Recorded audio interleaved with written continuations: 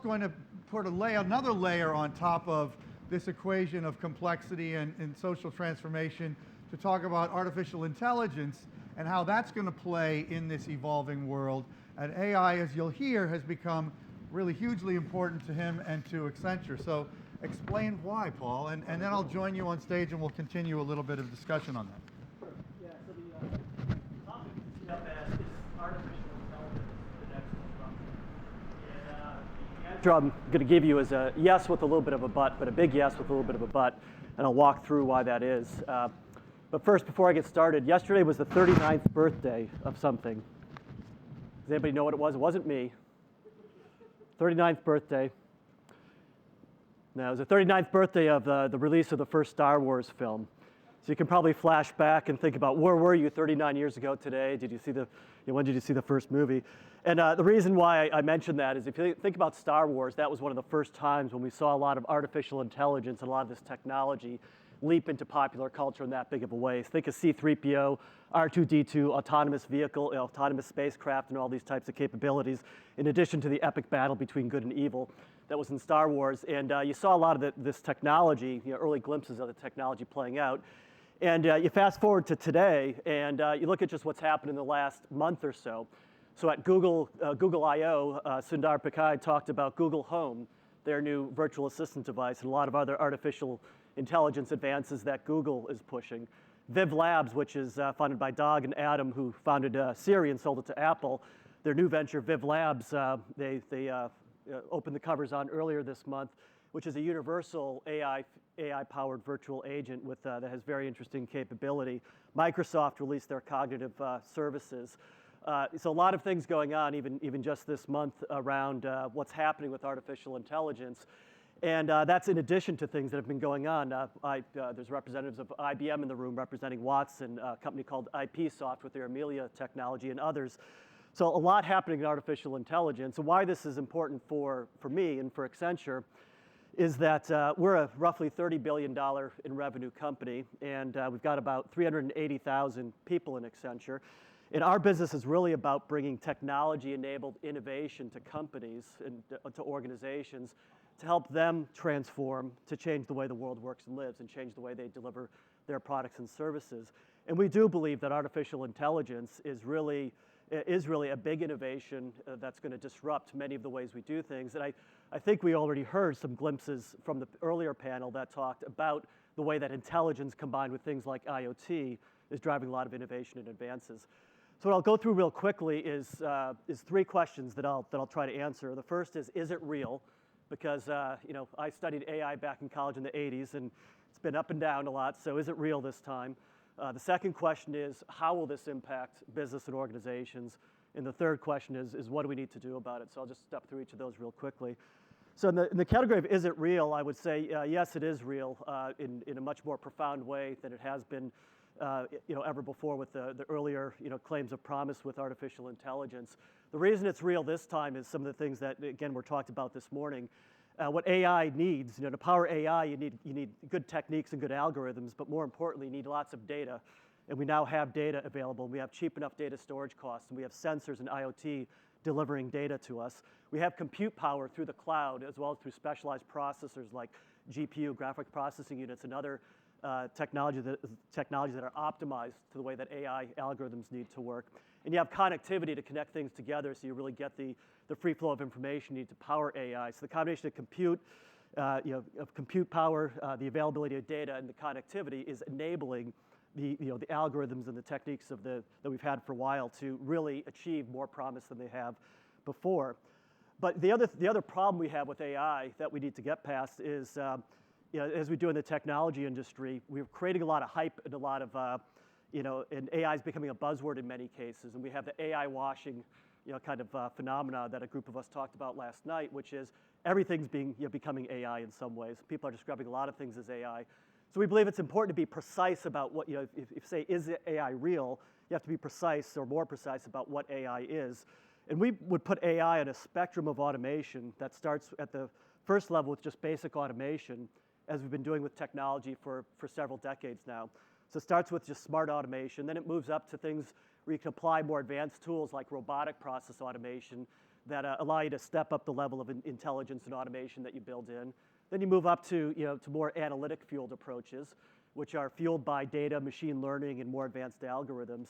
And then I'd say you move beyond that and you get to true artificial intelligence, which would classify as technologies, that allow you to sense, comprehend, and act based on inputs, and more importantly, learn from that loop and have a loop then sense, comprehend, act, and then learn.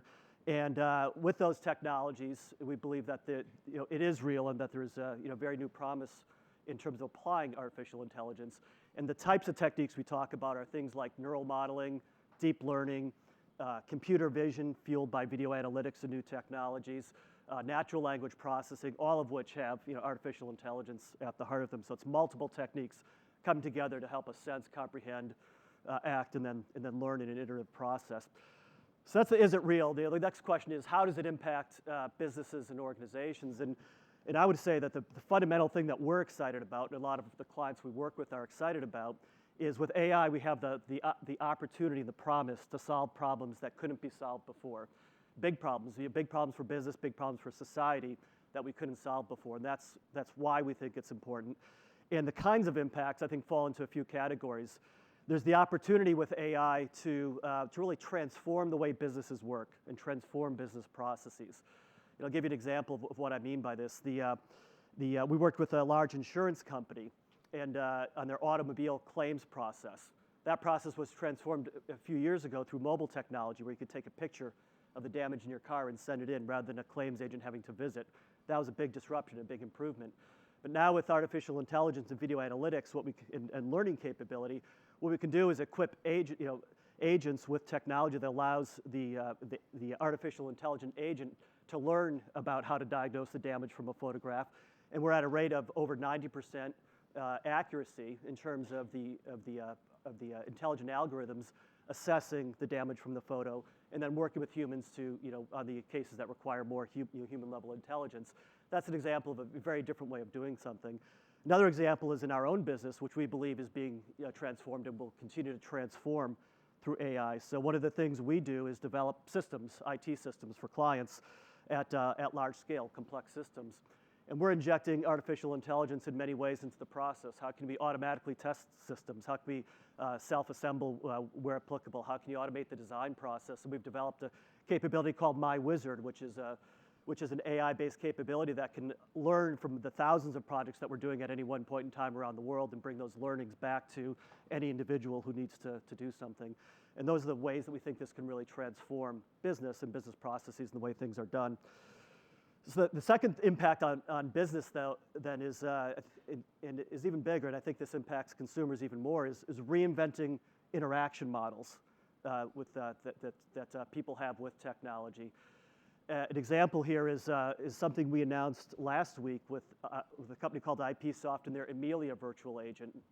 They're in the room today. We made an announcement to use the Amelia, which is a real virtual agent that you can interact with, speak with in natural language.